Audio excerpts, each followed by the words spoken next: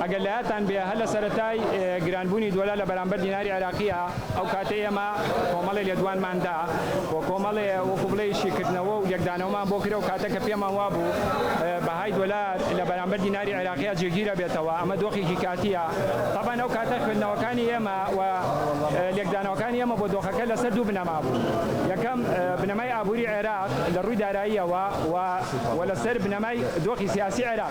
ديارة عراق وكم معلومي جناب تانا وزور بي زوري يعني لزور بي زوري دزقا كان الرقادنا قسما لسر وكروكا عراق هيش وكاري كي دارائي أبوريني لبري عراق دوخي أبوري كلاسي كي باشايا دهات كلاسي كي برزايا وباشان فروشينا ولديان حكومة نواندي عراقي وبردوام روجانا كان زيكي 4 مليون برميل نوتا فروشيا وبيجي كي جوريه لسنق شيء وزل سراسي جيهان أما أنا لم روي إما نوك بلي لك دانو من بوكر دبو شكاري من بوكر دبو كام دوخي كروبروي عراق بوتو دوخي كي كاتيا لبرو هكارك وكاري شو أبودي نبو ديارة شو هكاري كبو هكارك وكاري سياسي بو هكارك سياسي وتكنيكي وكاري جريبو طبعا أم حالتانش كروبروي عراق بيتو هر حالة كي دوخي كي نخوازراو لسراسي سياسي رؤدا يعني أشياء قابلة حلوة سرسري بوبكريا وقوتنا قدارن لجمعي رابردوا وفد بنك مركزي عراقي وزيري خارجي عراقي سرداني الصبولان كربا عمدبوني تشندين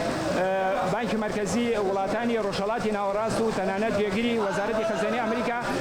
كليو ضلنياي طوان ورجر كبشتواني طوابي دوخي أبوري عراق كريت وتعاسك مرونات يانان نوان برامبر عراق أما بيوتين كبراسي أشياء دوخي دينار برامبر دولار جگیر بیتوا برای ما لو پیش زور هوار معکر زور خسش مالستر که دام له هولاتیان کرد که بار روبروش لجان نبنا و افاس زور لس دلاری امریکی دروز نبید بعد روبروی زر نبنا و بداخوا باشه کی زور له هولاتیان روبروی زر روزیانی کی زور بنا و هولاتی واه لنرخ کی زور برزال لسر $170 کریوه ایسا که $1 دا بازیو با 150,000 یعنی با هر دلار نزدیک 20,000 25,000 دینار هولاتیان روبروی زر بنا بداخوا اما لو پیش زور من هوار کی زور من نوفل لزور بي زوري دزگاکانی راگرنا قسم لسر کرد چونکه یک دانو خدمتکانی ایما یعنی بررسی بدوخی واقعی و سیاسی و عبوری عراق بررسی زور زانستیانه بو سپاس بخوا کمن استا اتوانم بلن پیروزبایی لهم گلی عراقی شو تنانه کردستانی جکم که دوله لبرانبر دیناری عراقیت جگیر بوده و بکارتنی و برز